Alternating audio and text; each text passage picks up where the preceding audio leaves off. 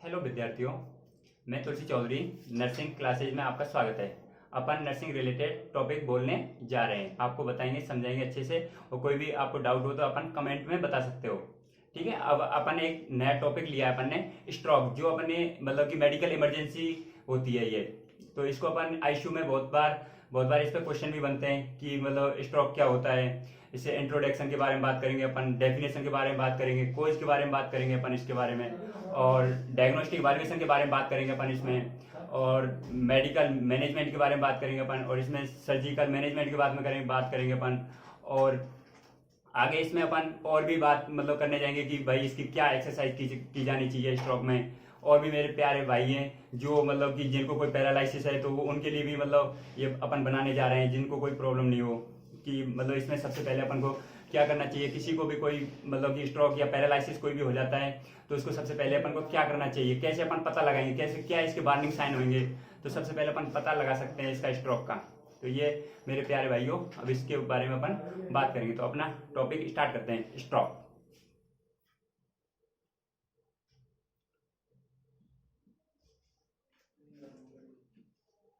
ये अपना टॉपिक है स्ट्रोक। स्ट्रोक को अपन दूसरा भी नाम है इसको, बहुत बार क्या है कि डॉक्टर और भी नामों में लिख देते हैं, जैसे कि इसको शॉर्टकट लिख देते हैं सीवीए, सेरेब्रोवास्कुलर एक्सीडेंट। और भी अपन इसको कई भाषा में लिख सकते हैं, जैसे कि बहुत बार गांव के लोग हैं जो क्या बोलते हैं, इसको पैरालिसिस बोल देते हैं। तो इसको अपन पैरालिसिस भी बोल सकते हैं। तो ये पैरालिसिस। और इसको और हिंदी में अपन बोले तो इसको लकवा बोलते हैं। ठीक है। तो इसमें क्या होता है कि मतलब अपन पूरे बर्ड की बात करें तो इसमें तो बर्ड में क्या होता है कि हर मतलब 0.4 सेकेंड में मतलब कि अपन 4 सेकेंड की बात करते हैं, 4 सेकेंड में एवरी एक केसेज मतलब इस स्ट्रोक का पाया जाता है। हर मतलब कि एक्सीडेंट के द्वारा होता है, सेरिब्रोवास्कुलर एक्सीडेंट हो जाते हैं तो उसकी वजह से। दूसरी बात करें तो हर 4 मिनट के अंदर एक डेथ हो जाती है अपने बर्ड के अंदर स्ट्रोक से। और इसमें बात करते हैं तो स्ट्रोक के बारे में, तो मतलब कि स्ट्रोक में आगे ये दो टाइप का होता है स्ट्रोक में। तो एक तो होता है इस्चेमिक स्ट्रोक होता है, और दूसरा होता है फर्स्ट इस्चेमिक जो 98% होता है, दूसरा होता है हेमरेजिक स्ट्रोक। हेमरेजिक स्ट्रोक में क्या होता है कि ये अपना 2% लोगों में पाया जाता है, या होता है 2 लोगों मतलब 2% होता है लोगों में। इसके बाद अपन बात करते हैं अब स्ट्रोक के बारे में, इंट्रोडक्शन की बात करता हूँ। इंट्रोडक्शन इंट्रोडक्शन में सबसे पहले अपन बात करते हैं कोई भी ब्रेन की जो सेल्स होती हैं। तो ब्रेन की सेल्स क्या होती है कि उसमें ब्लड सप्लाई रुक जाती है। ब्लड सप्लाई रुक जाती है तो उससे क्या है कि आगे के पोर्शन में ब्लड सप्लाई नहीं हो पाएगी प्रॉपर तरीके से। तो प्रॉपर तरीके से ब्लड सप्लाई नहीं होगी तो क्या होगा कि वहां पे एडिमा होगा, सूजन आएगी। और क्या होगा कि आगे ब्लड सप्लाई नहीं होगी कि आगे ऑर्गनों को प्रॉपर तरीका से ऑक्सीजन नहीं पहुंचेगी, न्यूट्रिशन नहीं पहुंचेगा। तो न्यूट्रिशन नहीं पहुंचेगा तो क्या है कि अपनी जो ब्रेन है उसको प्रॉपर तरीका से एनर्जी नहीं मिलेगी जब अपन को न्यूट्रिशन नहीं मिलेगा तो। और न्यूट्रिशन क्या है कि अपन जो ब्लड होता है, ब्लड में 2 चीज पाई जाती है, ऑक्सीजन पाया जाता है तो और न्यूट्रिशन पाए जाते हैं। तो न्यूट्रिशन जब अपन को प्रॉपर तरीका से ब्रेन के कुछ हिस्सों में जब नहीं पहुंच पाएगा प्रॉपर तरीका से, तो वहां के ब्रेन के जो टिश्यू काम नहीं करेंगे। टिश्यू काम नहीं करेंगे तो क्या होगा कि मतलब कि जिस हिस्सा में, तो ये हमारा क्या है कि अपोजिट होता है। जैसे कि अपन कहीं पे भी स्ट्रोक होता है, स्ट्रोक में क्या है कि जैसे क्लॉट हो जाए, कोई क्लॉट जम जाए तो क्लॉट हो जाए, या कोई एम्बोलिज्म, जैसे एम्बोलिज्म क्या है कि जैसे अपन कोई भी ईयर अपनी बॉडी के अंदर चले जाए तो उसको एम्बोलिज्म बोलते हैं। और थ्रोम्बस क्या है कि जैसे कोई ब्लड है, ब्लड का कोई क्लॉट जम जाए, तो अपन उसका थक्का जम जाए ब्लड का, तो उसको अपन क्लॉट बोलते हैं। ठीक है मेरे प्यारे भाइयों, उसको क्या बोलते हैं, क्लॉट बोलते हैं। तो क्लॉट के बाद में वो जब ये जैसे कि हमारी ये ब्लड वेसल्स है, ये अपनी ब्लड वेसल्स है। तो ब्लड वेसल्स में क्या है कि जैसे कि यहाँ पे अपन को कोई क्लॉट हो गया, कोई ब्लड था तो वो क्या हो गया, क्लॉट हो गया, ब्लड का थक्का जम गया ब्लड वेसल्स के अंदर। तो ब्लड वेसल्स के अंदर जब थक्का जम जाता है तो उसके वजह से क्या है कि जैसे ये हमारा आगे से ब्लड आ रहा है, तो ये ब्लड आ रहा है तो अपना ब्लड आके यहाँ पे रुकावट होगी, एकदम से टकराएगा तो क्या है कि यहाँ पे आगे जाएगा। तो फिर अब ये पहले तो अपन का जो सीधा जा रहा था ये, तो इसकी वजह से क्या हो गया कि ये रुकावट हो गई। तो यहाँ की जो ब्रेन की जो टिश्यू थे, सेल्स थी, वो क्या डैमेज होना स्टार्ट हो जाएंगी, क्योंकि जब यहाँ पे इकट्ठा रहेगा तो ये पे यहाँ पे आएगा, फिर इकट्ठा हो जाएगा, तो फिर टकरा के फिर ऊपर होके जाने लगेगा, ब्लड है जो फिर आगे जाएगा। तो पहले तो अपन का मतलब सीधा सीधा जा रहा था, तो अब उसमें रुकावट हो गई। तो रुकावट हुई तो क्या हुआ कि यहाँ के सेल्स है जो डैमेज होने लगी, तो धीरे धीरे बढ़ता हुआ जाएगा। तो ये क्लॉट है, ये भी अपना रूप धारण बढ़ता हुआ जाएगा। तो इसको क्या है, आगे जाके इसको पूरी को ब्लॉक कर देगा, ये ब्लॉक कर देगा, मतलब ऑब्स्ट्रक्शन कर देगा, उसमें रुकावट हो जाएगी। ऑब्स्ट्रक्शन हो जाएगा तो क्या है कि यहाँ की जो ब्रेन की टिश्यू है तो प्रॉपर तरीका से आगे की जो ब्लड सप्लाई है वो स्टॉप हो जाएगी। आगे की प्रॉपर तरीके से ब्लड सप्लाई नहीं होगी तो आगे के ऑर्गन है वो डैमेज होना स्टार्ट हो जाएंगे। तो आगे के जो ऑर्गन थे, जैसे कि आगे अपन की जो आगे जाके ब्लड वेसल्स थी आगे की ब्रेन की, तो उनमें प्रॉपर तरीके से ब्लड सप्लाई नहीं होगी, तो उसकी वजह से क्या है कि जिस एरिया में ये क्लॉट हुआ है उस एरिया की ब्लड सप्लाई और उसके आगे के ऑर्गन में दिक्कत आने लग जाएगी, प्रॉब्लम आने लगेगी। तो इसमें जो यहाँ के जो सेल्स थी, यहाँ के जो मतलब जो ये हमारी ब्लड वेसल्स है किसकी, ब्रेन की, तो ब्रेन की जो ब्लड वेसल्स है यहाँ पे रुकावट हुई, रुकावट होने के बाद आसपास के जो टिश्यू थे वो डैमेज हो गए। टिश्यू डैमेज होने के बाद में क्या होता है कि जो आगे जैसे कि हमारा जैसे एरिया है, जैसे ब्रोकास एरिया अपन बात करते हैं, जैसे ब्रोकास एरिया है, ब्रोकास एरिया ये अपने स्पीच के लिए होता है, तो स्पीच में प्रॉब्लम हो जाएगी। जैसे स्पीच में अपन प्रॉपर तरीके से बोल नहीं पाएंगे, रुकावट होगी, अपन सही तरीके से डिफिकल्टी इन ब्रीथिंग में प्रॉब्लम आएगी। और जैसे कि अपना और भी अपन बहुत सारे एरिया होते हैं, टेम्पोरल रीजन में दिक्कत आएगी, तो अपन सही तरीके से बोल नहीं पाएंगे और मतलब कि सही तरीके से सुन नहीं पाएंगे अपन, प्रॉपर तरीके से सुनने में प्रॉब्लम आएगी अपन को। और अपन अब आगे बात करते हैं डेफिनेशन के बारे में। तो डेफिनेशन के बारे में अपन आगे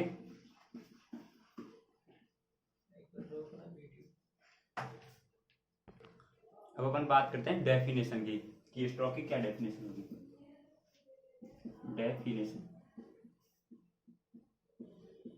डेफिनेशन की बात करते हैं। डेफिनेशन का मतलब है कि मतलब 10 मिनट से कोई भी जैसे ब्लड वेसल्स है उसके अंदर कोई भी रुकावट हो गई तो उसकी वजह से ब्लड आगे नहीं जा पा रहा, ब्रेन मतलब कि ब्रेन की जो आगे की सेल्स हैं उनके प्रॉपर तरीके से ब्लड सप्लाई नहीं हो पा रही है, तो उसकी वजह से क्या हुआ कि आगे की जैसे कि अपनी ब्लड वेसल्स थी, ब्लड वेसल्स में कोई ऑब्स्ट्रक्शन हुआ, ऑब्स्ट्रक्शन की वजह से क्या हुआ कि ब्लड सप्लाई आगे नहीं पहुंच पा रही, आगे रुकावट होगी, इसकी वजह से रुकावट हुई तो इससे आगे मतलब नहीं पहुंच पा रहा ब्लड है जो, तो इसकी ब्लड आगे नहीं पहुंचा, तो मतलब कि ब्रेन के अंदर ऐसा होता है कि 10 मिनट से ज्यादा टाइम तक जब ब्रेन को प्रॉपर तरीके से ब्लड सप्लाई नहीं होती है तो क्या होता है कि वहां की सेल्स जो डैमेज होना स्टार्ट हो जाती है।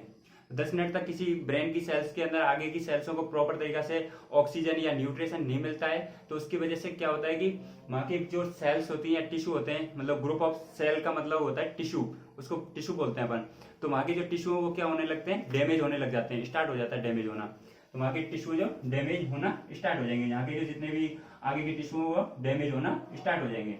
इसके बाद अपन नेक्स्ट बात करते हैं, अब डेफिनेशन होगी। और जो अपन की फर्स्ट नंबर पे जैसे कि एमआई सबसे ज्यादा अपने वर्ल्ड के अंदर डेथ है जो एमआई से होती है। फिर उसके बाद अपन नेक्स्ट बात करते हैं कि जो अपनी जो सेकंड नंबर पे अपन की जो डेथ होती है, कैंसर को अपन सेकंड नंबर पे मोस्ट कॉमन कोज कैंसर का, फिर मतलब कैंसर को सेकंड नंबर पर लिया गया है, और थर्ड नंबर पे अपन स्ट्रोक को लेते हैं डेथ के रूप में। तो सेकंड पे कैंसर हो गया, सेकंड प्रिय दोस्तों एमआई के बाद में कैंसर भी एक अपना मोस्ट कॉमन कोज है डेथ का। थर्ड नंबर पर आते हैं CVA, सेरिब्रोवास्कुलर एक्सीडेंट, ये भी एक मोस्ट कॉमन कोज है डेथ का, ठीक है। इसके बाद में अपन बात करते हैं क्लिनिकल फीचर, इसके क्लिनिकल फीचर क्या क्या होंगे।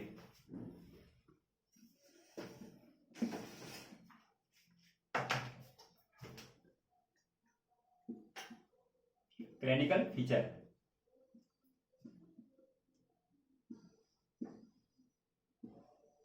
ठीक, क्लिनिकल फीचर, तो इसमें सबसे पहले अपन क्लिनिकल फीचर की बात करते हैं। तो क्लिनिकल फीचर में अपन देखेंगे तो इसमें सबसे पहले अपन एक नोमिकल यूज ले सकते हैं, जैसे कि फास्ट क्लिनिकल फीचर में अपन एक नोमिक लेते हैं FAST, इसको बोलते हैं अपन फास्ट से अपन पता लगाते हैं, जिसमें अपन बर्निंग साइन भी बोल सकते हैं अपन, मतलब कि पता लगाना जल्दी से स्ट्रोक का।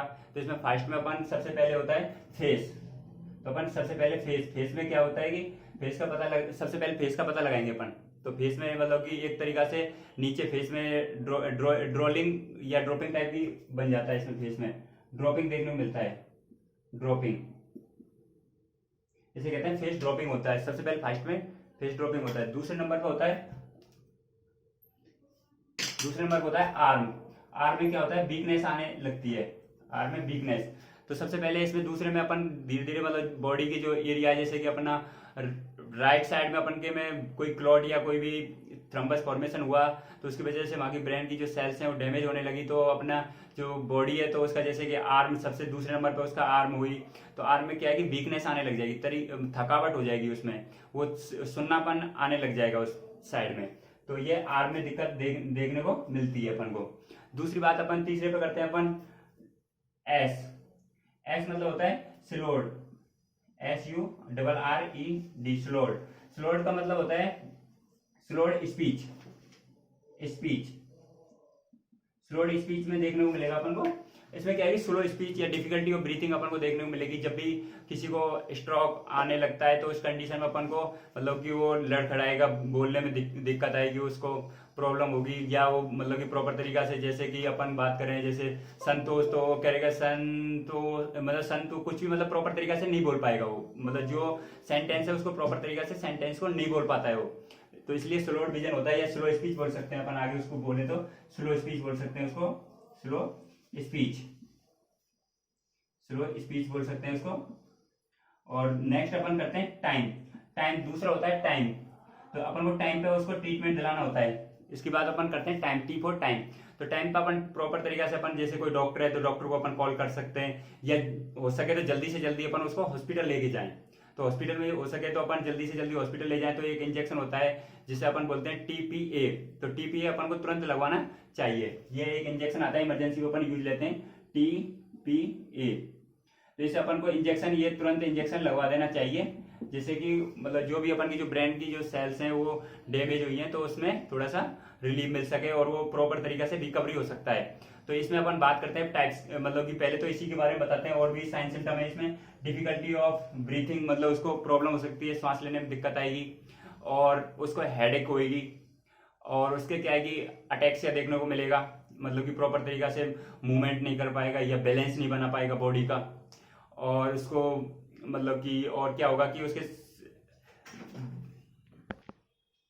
इसमें चैन स्ट्रोक रेस्पिरेशन भी देखने को मिलता है। चैन स्ट्रोक रेस्पिरेशन में ये होता है कि इरेगुलर रेस्पिरेशन होने लगती है उसमें, और पल्स में प्रॉब्लम आती है, मतलब पल्स प्रॉपर तरीका से फील नहीं हो पाती है। तो पल्स में अपन को बाउंडिंग पल्स देखने को मिलेगी, या मतलब कि स्लो पल्स देखने को मिलेगी अपन को। और भी आगे बात करते हैं तो अपन इसमें मतलब कि जो पेशेंट है वो प्रॉपर तरीका से बैलेंस नहीं बना पाएगा बॉडी का, वो गिर जाएगा, ये देखने को मिलता है अपन को इसमें। और अब बात करते हैं अपन टाइप्स की, कौन कौन से इसके टाइप हैं। इसके दो टाइप्स होते हैं मेनली, तो इसके दो टाइप हैं।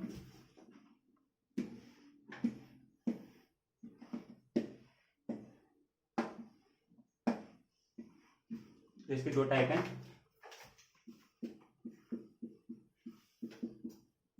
सबसे पहले जो टाइप है इसमें होता है इस्चेमिक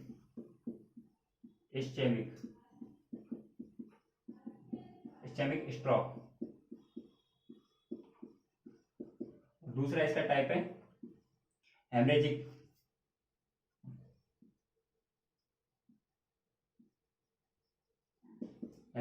स्ट्रोक। दूसरा इसका टाइप है हेमरेजिक स्ट्रोक। तो इस्चेमिक स्ट्रोक में तो मैंने पहले भी आप लोगों को जिक्र किया है इसमें। तो इस्चेमिक स्ट्रोक में क्या है कि 98% होता है, और दूसरा होता है ये 2% होता है। और इस्चेमिक स्ट्रोक में तो क्या होता है कि ब्लड सप्लाई रुक जाती है, ब्लड सप्लाई प्रॉपर तरीके से नहीं होती है, कोई भी ऑब्स्ट्रक्शन हो जाता है, क्लॉट बन जाता है, फॉर्मेशन हो जाता है। तो इसकी पहले अपन बात कर चुके हैं। दूसरा होता है हेमरेजिक स्ट्रोक में क्या होता है कि इसमें जो ब्लड वेसल्स होती है वो रप्चर हो जाती है। तो इसके जैसे अपन कोच पे पहले भी बात की है, और अब भी दोहरा देता हूँ एक बार। तो जैसे कि हाइपरटेंशन हो गई, और डायबिटीज मेलाइटिस हो गई, ये जैसे इसके कंडीशन है। इसमें क्या होता है कि जो कोलेस्ट्रॉल लेवल है जो हाई हो गया है, तो उसकी वजह से क्या है कि जो ब्लड गाढ़ा हो जाता है, ब्लड गाढ़ा होने की वजह से फिर इस पे ज्यादा वो होने पर ब्लड वेसल्स है ये क्या हो जाती है, रप्चर हो जाती है। ब्लड वेसल्स यहाँ से रप्चर हो जाए, तो इस ब्लड वेसल्स रप्चर होने के बाद में क्या होता है कि जो ब्रेन के जो टिश्यू होते हैं, तो ब्रेन के टिश्यू डैमेज होना स्टार्ट हो जाता है। ब्रेन के टिश्यू होगा तो वहाँ के जहाँ पे ब्लड पहुंचता है, या जहाँ के जो टिश्यू पर ब्लड गिरता है, वहाँ के टिश्यू जो डैमेज होना स्टार्ट हो जाते हैं वहाँ के टिश्यू जो। तो जब वहाँ के टिश्यू डैमेज होना स्टार्ट हो जाएगा, तो वहाँ के जो प्रॉपर तरीका से तो जो पार्ट होते हैं वो प्रॉपर तरीके से वर्क नहीं कर पाएंगे। तो बॉडी में जिधर की मतलब कि अपोजिट साइड होता है, तो जैसे कि लेफ्ट साइड के टिश्यू डैमेज हुए हैं ब्रेन के, तो राइट साइड का अपने जो पेरीफेरल जो पेरिफेरल ऑर्गन होते हैं वो हमारे प्रॉपर तरीका से वर्क नहीं कर पाएंगे, जैसे कि हमारे हेड हो गए, हमारे आर्म हो गई और लेग हो गया, तो ये प्रॉपर तरीका से अपन के काम नहीं करते हैं। जैसे कि इसमें भी अपन बात करते हैं तो जैसे कि हेमीप्लेजिया, हेमीप्लेजिया हमको क्या होता है कि अपना आधा सिस्टम जो आधा जो बॉडी का ऑर्गन है वो काम करना बंद कर देता है। दूसरा अपन करते हैं कि पैराप्लेजिया, पैराप्लेजिया में अपन के जैसे कि ऊपर का हिस्सा काम नहीं करे। और एक होता है मोनोप्लेजिया, मोनोप्लेजिया में जैसे अपना हैंड जो काम करना बंद कर देता है। और भी अपन बात करते हैं तो जैसे कि क्वाड्रिप्लेजिया या टेट्राप्लेजिया बोल सकते हैं। तो टेट्राप्लेजिया में क्या है कि हमारी पूरी बॉडी और बॉडी काम नहीं करती है, तो बिल्कुल सुन्नापन हो जाता है, वीकनेस हो जाती है, बिल्कुल भी उसको होश नहीं रहता है। तो ये ऐसा हो सकता है सर। इसमें नेक्स्ट अपन बात करते हैं, ये टाइप्स होगी। अब इसकी बात करते हैं इसमें मैनेजमेंट क्या किया जाएगा।